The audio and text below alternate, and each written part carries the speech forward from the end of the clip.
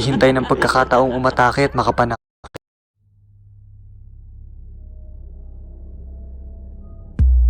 Sa mundong ito, may mga masasamang elemento at nilalang na kasama ang tao. Naghihintay ng pagkakataong umatake at makapanakit. Pero, may mga bantay na sugo ng langit para promotekta at magbigay katarungan dito sa mundong punong-puno ng kababalaghan.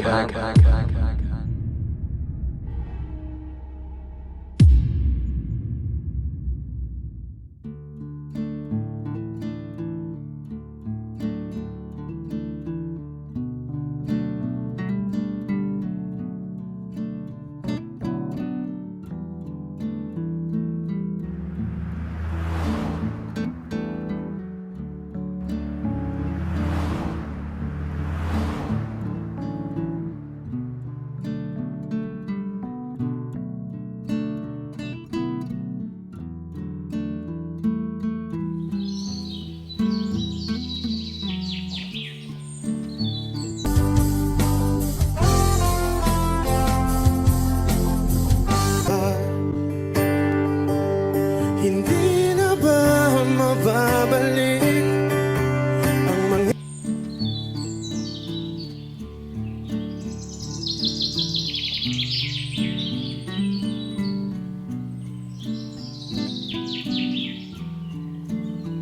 Ako si Toto. Nangyari ang kwentong aking ibabahagi ngayon rin noong ako ay 14 years old. Nakatira kami noon sa Nueva Ecija, kasama ang aking lola Nena at nakakatandang kapatid na si Butching. Simple lamang ang buhay namin. Ang aming bahay ay isang maliit na bungalo na nakatayo malapit sa bukid. Napundar ito ng mama dahil gawa sa tagal na rin naman niyang namamasukan sa abroad. Buti na lamang at mabait ang amo ni mama.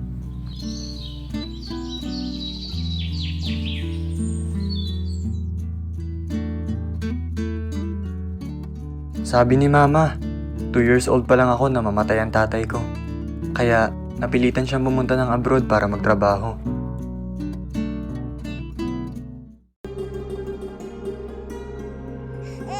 Ang mama ko nga pala ay nasa abroad at nag-aalaga ng bata. At siya rin ang sumusuporta sa aming magkapatid. Siya si Mama Juliet.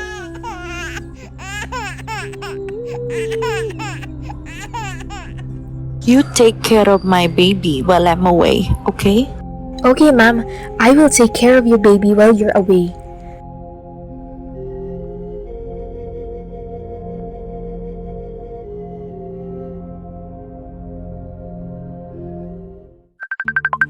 Toto, nak, mukhang tumatawag si mama mo. Hello, nak. Kumusta ka dyan? Hello, ma. Ayos naman ako dito. Kayo po, kumusta kayo dyan? Toto, ayusin mo pag-aaral mo ha. O si kuya mo asan? Mag-iingat kayo palagi dyan. Sige ma, ingat rin kayo lagi dyan. Kalapit rin ng bahay namin ay ang mga bahay ng mga tito at tita ko. Mga kapatid ni mama. Compound kami kumbaga. At dahil nga malapit lang bahay namin sa mga kamag-anak, paminsan-minsan niyayaya ng mga pinsan kong uminom ang kuya ko. Hindi naman talaga sila manginginom. Tamang banding lang. Isang gabi nga at nagkayayaan. Hello mga insan! Insan, puro ka na lang aral dyan. Tara, banding-banding muna tayo. Tambay tayo sa may kubo, dalhin mo gitara mo. Oh, tara na! Ano pang inaantay natin? Sige, tara insan. Palala, palala, la, la, la, la, la, palala, palala, la, la, la, la, la, palala. Sumama rin ako noon sa inuman. Hindi para uminom, kundi para makitkim lang ng pulutan. Natapos ang inuman at masasabi kong hindi naman nalasing ang kuya at mga pinsan ko. Dahil hindi nga naman talaga sila manginginom. Naubos rin namin ang pulutan. Pero itong si Botchog, nagyayang kumain ng mami sa may highway. Mga insan, gutom pa ako.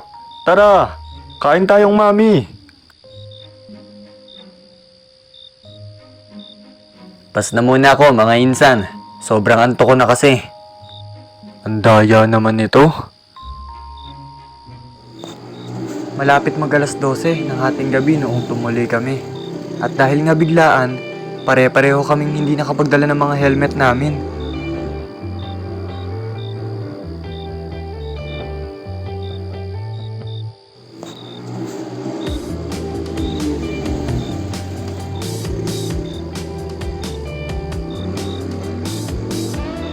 Isang motor lang ang gamit namin. Mga 1 kilometro lang naman ang layo.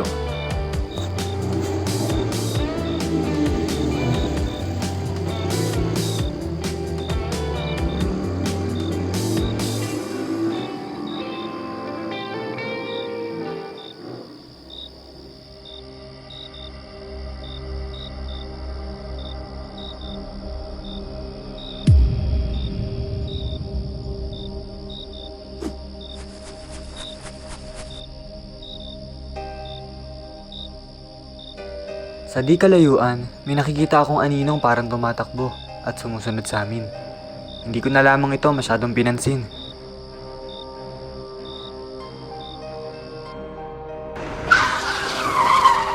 Nang di inaasahan.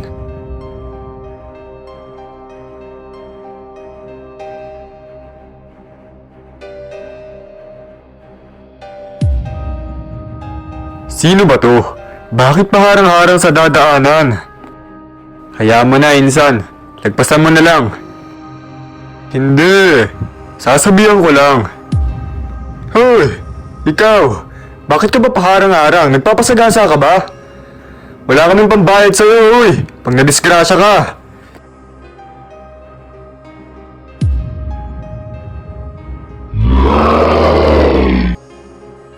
Gulat na gulat si Insan Botchog sa kanyang nakita. Ang humarang sa amin ay isa palang aswang. Ah!